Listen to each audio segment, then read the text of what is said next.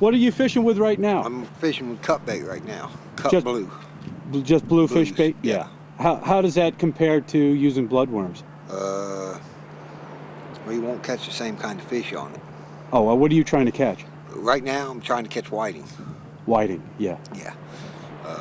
You'll catch whiting on bloodworms, but cut bait, I always find it better than bloodworms for whiting. Now, spots love the bloodworms. They do? Yeah. Your spots are, that's about all they get. What is a spot? Is that a big fish or a no, little? it's a small type panfish is what it is. Okay. Real sweet, good eating. And are bloodworms expensive? Yes, they are. They're the most expensive kind of... They're about the most expensive bait you can buy, Isn't that something? size to size.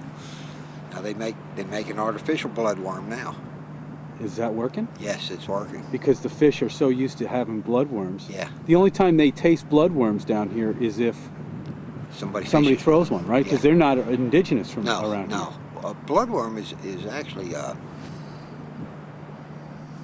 don't know what you call it. Well, listen, I'm from up north. That's Okay. where they come from. They come from Maine. There are people up there that I know. I have a TV station up there. Okay. And they dig these things. Right now, they're digging them in the Really? winter. Yeah. They're out there in the mud flats right now digging them, and then they sell them. Yeah. And what do you pay for them? Do you know? Down here, Yeah. you pay. This summer they was running $8.50 a package, and there's 10 worms in it. $8.50. Yes, that's why I don't use them. That's one of the reasons I don't use them. So what if you did use one? You'd chop it up into small little pieces. All you need is a ½ inch of one. You use real tiny hooks, and you use them like that. I mean, That's crazy. That's so expensive. a piece of liver will work just as good. I found all kinds of stuff that'll work because bloodworms are so expensive. Greg? Yes. No, I Hey. do not have a key to the church. Good to meet you, Greg. Tina? All right. How you doing? Good, pal. Good. Hi. Hey, I'm Kim. Your sister? I'm the sister. That's Nice the to sister. meet you, Kim. Nice to meet you. This is home. You know, we do remember the streets being dirt. We do remember them, you know, getting paved. And some of them were dirt really right up until 7 or 8 years ago. The church here, I'm very sorry that you didn't get to meet Pastor Roberts, because he's a big figure in this community as far as That's what we have found. Beaver's husband. Beaver's husband. Yeah. Yep. Is a great way to take care of things.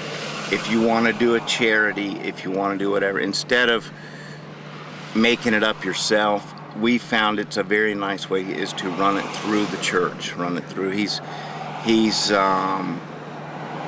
much more equipped. We're real estate brokers. We build, develop, and sell property. That's what we do. The human needs area of our community, Fred's the man. Obviously, we're prone to so many storms at that time of year. We're ready to board up and we're ready to evacuate. And it was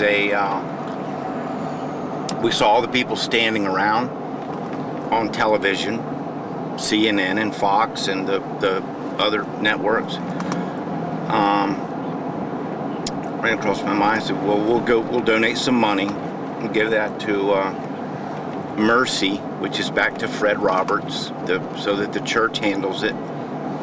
And it came across my mind that we've got a couple of empty houses that we're waiting to sell or develop as another way.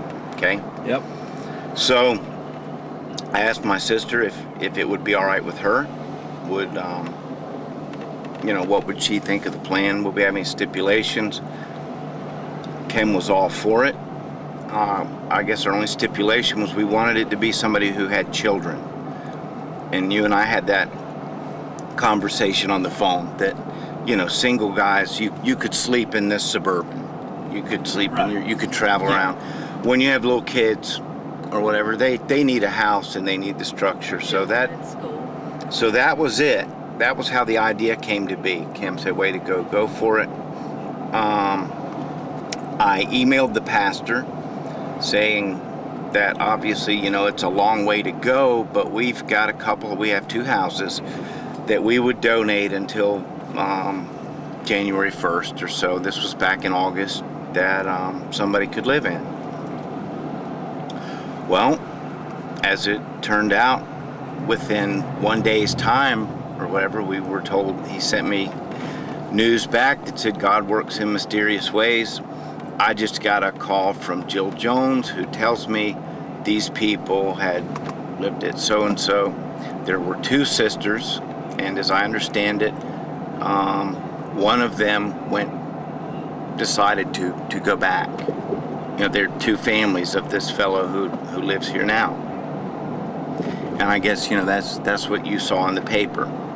But that's as simple of an idea as it was. There was no big, complex decision making about it. You just decided we had something to if anybody's willing to drive this far, they can have a house instead of a hut or we saw them sleeping in the Astrodome, and the thought is there, but for the grace of God go I.